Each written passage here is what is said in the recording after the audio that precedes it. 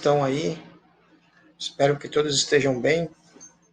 Vamos aí tratar de um novo assunto, até porque o tempo não para e não pode parar jamais. Vou falar aqui sobre as invasões holandesas no Brasil, invasões francesas e holandesas é o assunto de hoje.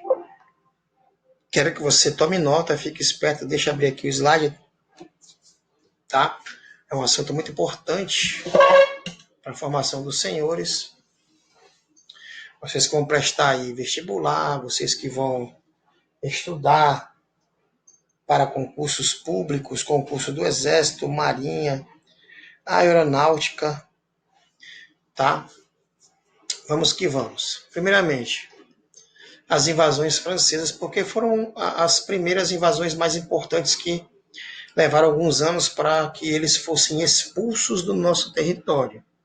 Eles insistiram por várias vezes, né, em fincar raízes no nosso país. Por que o nosso país atraía tanto esse povo, hein?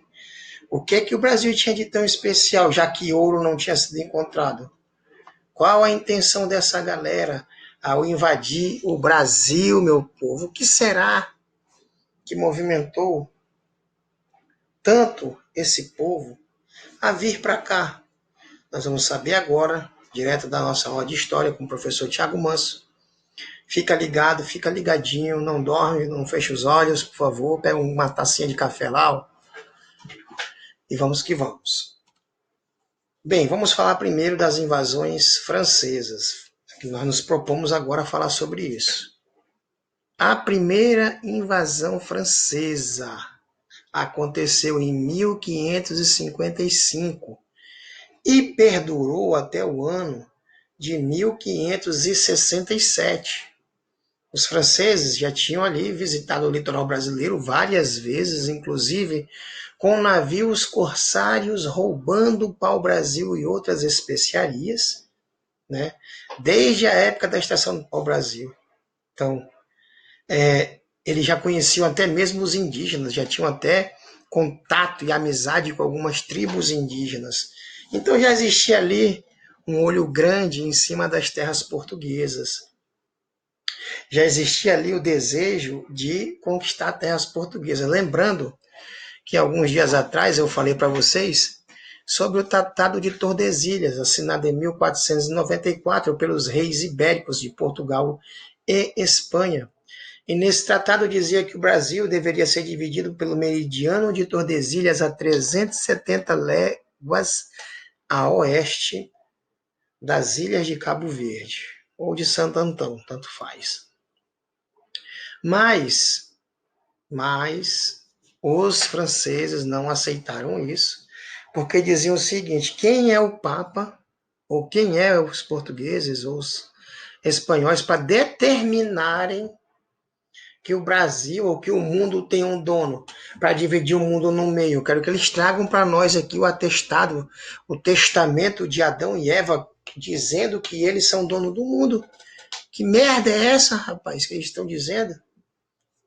Por isso que os franceses se achavam no direito de invadir as terras recém-colonizadas ou recém-descobertas pelos portugueses. Lembrando que os portugueses só vão tomar posse de fato do Brasil e vão colonizar o Brasil a partir de 1530. Então, de 1500 em diante, eles ficam ali a ver navios realmente. Ok? Então, os franceses vieram para cá, fizeram acordos com indígenas, fizeram pactos com indígenas, prometeram muitas coisas aos índios, se os índios se aliassem a eles e os ajudassem a tomar posse de diversas regiões do Brasil. Então, já no ano de 1555, os franceses se fixaram no Rio de Janeiro. Na época, o nome era Baía da Guanabara. E lá criaram a França Antártica, onde eles estabeleceram uma sociedade protestante. Então, eu posso afirmar para vocês que a primeira vez que protestantes pisaram em solo brasileiro para valer, para ficar assim por um tempo, foi na época em que os franceses dominaram o Rio de Janeiro, né, a França Antártica. Mas por que os franceses vieram para cá? Claro, eles fugiram de perseguições religiosas, procuravam terras, riquezas, ok?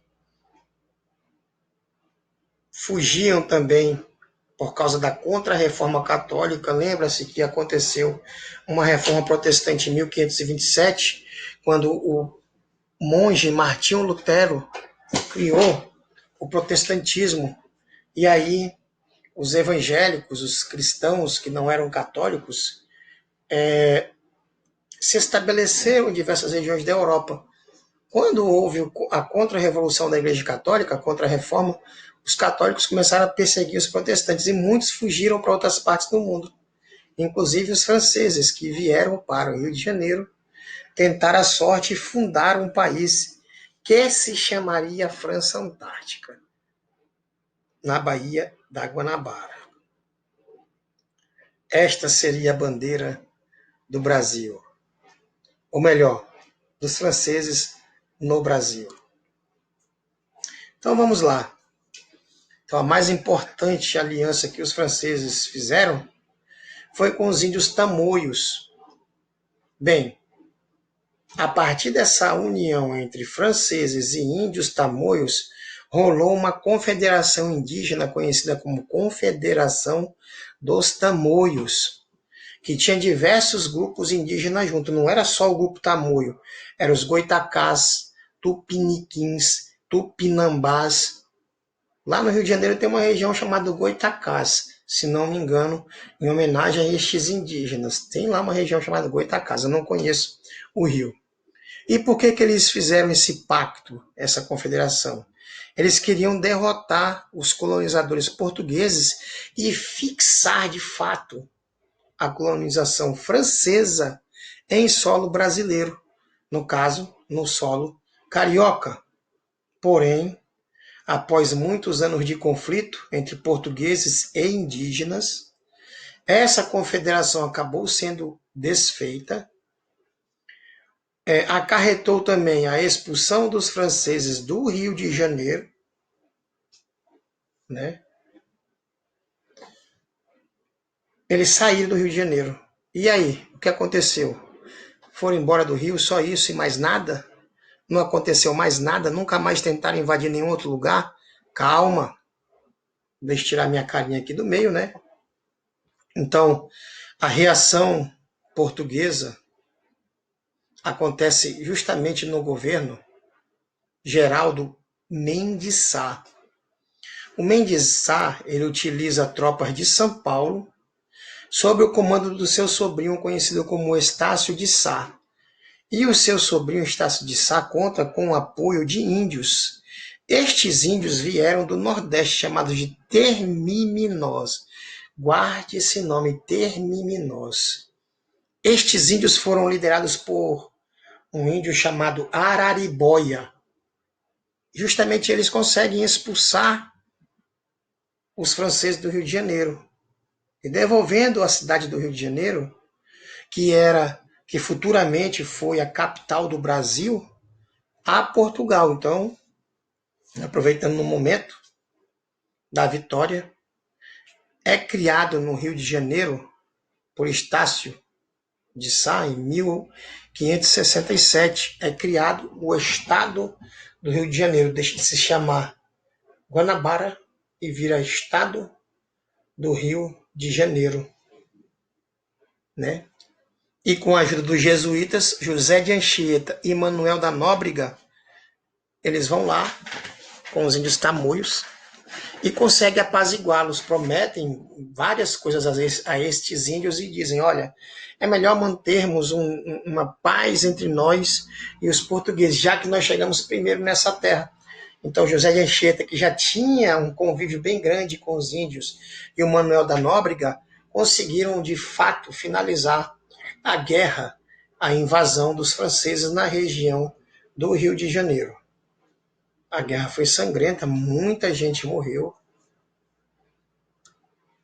Então, os franceses não desistiram do Brasil. Você vê, eram insistentes. Eles saíram do Rio de Janeiro e pegaram rumo para uma região mais acima, para fundar a França Equinocial, de 1612 a 1615, no período em que o Brasil vivia a União Ibérica.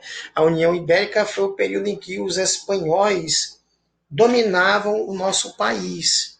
Então, as tropas francesas invadem o Maranhão, e aí já é sob o comando de um outro líder, o Daniel de la Touche, tá? Que levou também um forte exército comandado por De Vaux. E Daniel de la Touche e forte pressão de De Vaux para convencer a coroa francesa de que valia a pena invadir o Maranhão. Dois, convencer a coroa francesa de enviar suprimentos, exército, cavalo, armamentos para invadir o Maranhão. E eles conseguiram invadir. E fundaram um povoado fortificado chamado de São Luís. Não é à toa que tem São Luís do Maranhão. E lá, o interesse deles era na extração do pau-brasil e nas drogas do sertão. Então, eles saíram do Rio de Janeiro, expulsos, de 1555 a 67. Não desistiram do Brasil, alguns ficaram quietos por um tempo, então, creio eu que os portugueses relaxaram. Mas quando houve a União Ibérica, ficou meio bagunçado o sistema aqui no nosso país. A União Ibérica foi a união das coroas portuguesas com a coroa espanhola, já que o trono português estava vago com a morte do rei Dom Sebastião na Batalha de Alcácer Quibir, na expulsão dos mouros do território da Península Ibérica. Os franceses aproveitam e invadem a região do Maranhão, a região de São Luís do Maranhão. Bem, fundaram lá um forte em São Luís, com o propósito de retirar pau-brasil e as drogas do sertão. Deixa eu tirar esse negócio aqui, tá atrapalhando a estética. Vamos continuar, então. Deixa eu tirar meu rosto aqui do meio. Ó. Assim como na região do Rio de Janeiro, eles entraram em conflito com os portugueses, os portugueses foram liderados por Jerônimo de Albuquerque. Então, os franceses fogem para a Amazônia, e ficam na Amazônia até o ano de 1713. E só se retiram de lá quando é assinado o Tratado de Utrecht. Então os franceses ficaram nessa circunlação. Rio de Janeiro, foram para o Maranhão, ficaram 3 anos no Maranhão, foram expulsos e vazaram para a Amazônia. Navegaram o rio Amazonas, foram para a região do Amazonas, etc. Bem, aí, em 1713, para dar um basta em toda a situação, foi assinado um tratado, conhecido como o Tratado de Utrecht, feito entre Portugal e França. Esse tratado delimitava uma fronteira entre o território que pertencia à França, na região do rio Oiapoque, onde as terras acima do rio eram da França, e as terras abaixo do rio, ao sul do rio, pertenceriam a Portugal, ou pertenciam a Portugal. Olha aqui o mapa, vamos dar uma olhada aqui, ó, tem um mapa, a região da Guiana Francesa, Cayenne, Saint-Georges, Oiapoque. Está aqui, nós temos o rio Oiapoque, você vê essa linha azul aqui, ó, rio Oiapoque. Este rio Oiapoque é o rio que separa o Amapá da Guiana Francesa. Logo atrás nós vamos ter o Suriname, que também, se não me engano, o Suriname pertence à Holanda, não lembro exatamente, agora falhou a minha memória, né? Então a Guiana pertence à França, mas já foi do Brasil. Era um pedacinho do Brasil, e está ali, ó, do lado do Amapá. Então, para evitar que o governo português enviasse tropas para invadir a Guiana Francesa, foi assinado esse tratado em 1713, o primeiro tratado de Utrecht, entre Portugal e França. Aí, a região lá do Maranhão, quando os franceses dominaram aquele local. E quais foram as consequências destas ditas invasões estrangeiras em solo brasileiro? Que consequência trouxe? Foi positiva? Foi negativa? O que mudou na concepção de povo? Primeiro, o governo português teve que construir vários fortes por todo o Brasil. Foi feito o Forte de São Pedro em 1613 na cidade de Fortaleza, o Forte do Presépio em 1616 em Belém. Alguns anos depois, outros fortes foram feitos, inclusive, gente, não podemos deixar de fora o Forte Príncipe da Beira, construído no Brasil, ou na região do Mato Grosso, que antes era Mato Grosso, onde hoje é Costa Marques, um distrito, um município pertencente ao estado de Rondônia. Mas para que foi construído esse forte? Justamente para impedir invasões destes povos que vinham de diversas regiões do mundo. Bem, já em 1581, a Holanda, que um dia, continuando na nossa história de invasões, a Holanda um dia foi colônia espanhola.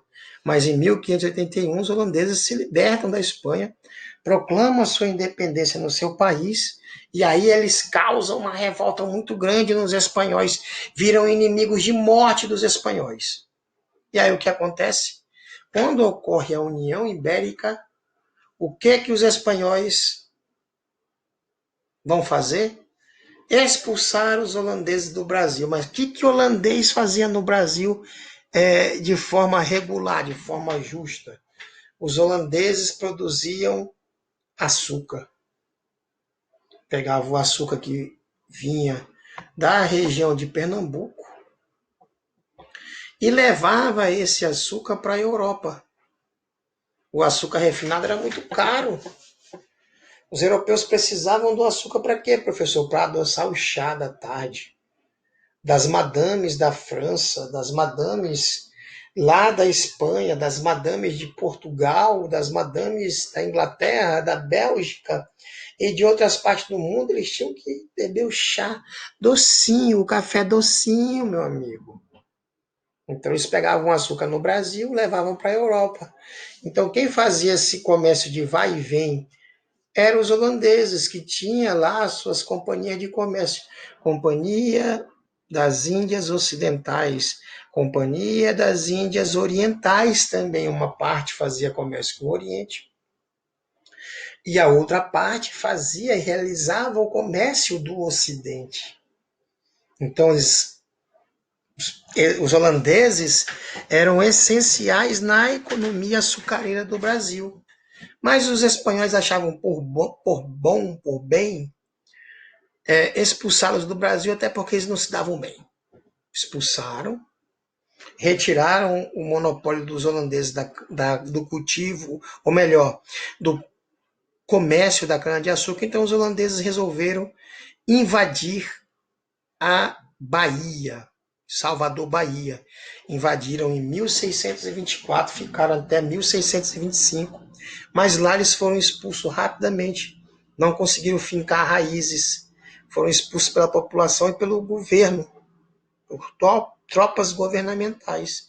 E aí tentaram invadir a outra parte do mapa, próximo à Bahia, alguns quilômetros acima, invadiram Recife, Olinda, e depois estenderam a sua dominação até Pernambuco. E lá eles ficaram por 24 anos, porque a invasão de Olinda a Pernambuco começou em 1630 e vai até 1654. Ao chegar nesta região, os holandeses fazem uma verdadeira revolução, mas uma revolução positiva, uma revolução para o bem. Como assim? Dá empréstimos aos donos de canaviais, restaura a produção do açúcar, embeleza a cidade, cria uma verdadeira infraestrutura na região de Olinda, permitem a difusão de religiões que não fosse somente o catolicismo, ou seja, era uma visão futurista, era uma visão ampla uma visão diferenciada do que portugueses e espanhóis faziam há anos naquela região. Não é à toa que eles ganharam o coração,